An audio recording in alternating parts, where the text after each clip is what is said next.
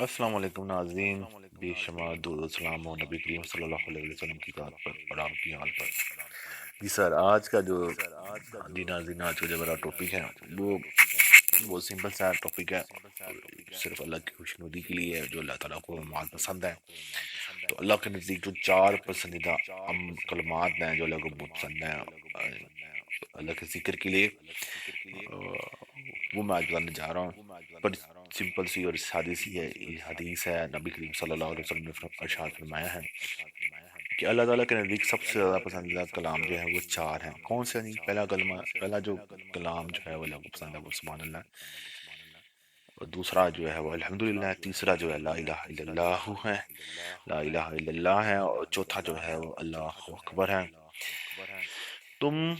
ان میں سے جس کلمے کو پہلے کہو کوئی حرج کی بات نہیں، یعنی کہ یہ صحیح مسلم کی حدیث ہے، 5724 ہے۔ اس کا جو ہے ریفرنس میں نیچے ڈال بھی دوں گا تاکہ آپ کو آسانی ہو پڑھنے میں، سمجھنے میں، اور تاکہ آپ کی مان میں تقویت آئے۔ اس کا اور مزید ریفرنس ہے کہ کافی زیادہ میں نے ایک دی ہے حدیث، میں جانتا ہوں اس بارے میں کہ میں نے اس کے اوپر کوئی کافی زیادہ حدیث متواتر حدیثیں پڑھی ہوئی ہیں، سبحان اللہ پر، الحمدللہ پر، لا الہ الا اللہ پر، اللہ اکبر پر، بہت زیادہ حدیث ہیں۔ یہ ایک حدیث تھی، مقصد صرف اتنا تھا کہ آپ تک یہ حدیث پہنچے اور آپ اس پہ عمل کریں، اور تو آپ کوشش کریں کہ اپنے رب کو راضی کریں، کیونکہ ساری کائنات کا جو مالک ہے رب العالمین ہے۔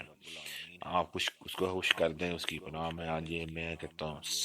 جب رب راضی ہوتا ہے تو سارا جگہ آپ سے راضی ہو جاتا ہے۔ تو یہ کلمات اپنے سبحان اللہ اپنی روٹین میں رکھیں۔ سبحان اللہ بہت چھوٹے ہیں، بہت سمپل ہیں۔ سبحان اللہ کوئی بھی، یعنی کہ اللہ کے رسول نے ترتیب کا بھی کوئی مسئلہ ختم کر دیا، جس مرضی ترتیب میں گئے، یعنی کہ سبحان اللہ پہلے پڑھنا، الحمدللہ بعد میں پڑھنے، الحمدللہ پہلے پڑھنا، یا کلمہ پہلے پڑھنا، لا الہ الا اللہ پہلے پڑھ لیں، یا اللہ اکبر سے اسٹارٹ کر لیں، وٹ ایور جو بھی روٹیشن آپ پڑھنا چاہتے ہیں، جس طرح آپ پڑھنا چاہتے ہیں آپ پڑھیں، متواتر پڑھیں، اور اپنے آپ کو، اپنے رب کو ہم راضی کریں، اور جتنا ہم اپنے رب کو راضی کریں گے ہم ہر قسم کی بیماریوں سے، ہر قسم کی مشکلات سے، ہر قسم کی پریشانیوں سے بچے رہیں گے۔ اور مزے کی بات میں بتانا چاہ رہا ہوں، مزے کی بات یہ ہے کہ ہم لوگ سوچتے ہیں کہ یار شاید ہم لوگوں میں وہم یہ پڑ گیا ہوا ہے کہ یار ہم اللہ کی بات کریں گے ہم کو نیک ہی نہ ہو جائے، اور اگر ہم نیک ہو جائیں گے تو اللہ ہمیں آزمائش میں نہ ڈال دے۔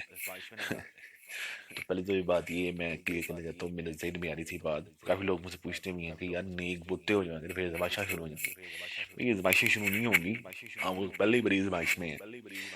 آزمائش میں کیا ہے؟ آزمائش میں یہ کہ اتنے فتنے ہیں آپ کے ارد گرد، اور عورتیں بے پردہ پھر رہی ہیں، ناچ گانا آپ کے گھروں میں ہے۔ اب ہم تو پہلے ہی اتنی سخت آزمائش میں ہیں، اور اس کے بعد بھی اللہ نے آپ کو اس بات کی توفیق دی ہے کہ آپ یہ ویڈیو دیکھ رہے ہیں، یا آپ اس طرح کی مذہبی ویڈیو پہ انٹرسٹ لے رہے ہیں، تو آپ پہ اللہ کا بہت احسان ہے کہ اللہ نے آپ کو پسند کیا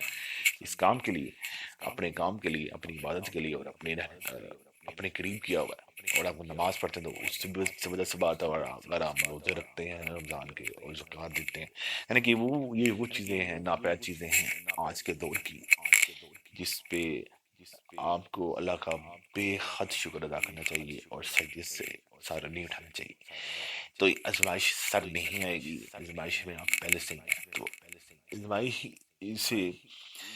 یہ بلکہ آپ کو اللہ کی زیادہ قریب کرے گی، اور آپ یہ سمجھیں گے اللہ آپ کو زیادہ قریب کرنا چاہ رہا ہے۔ تو ہم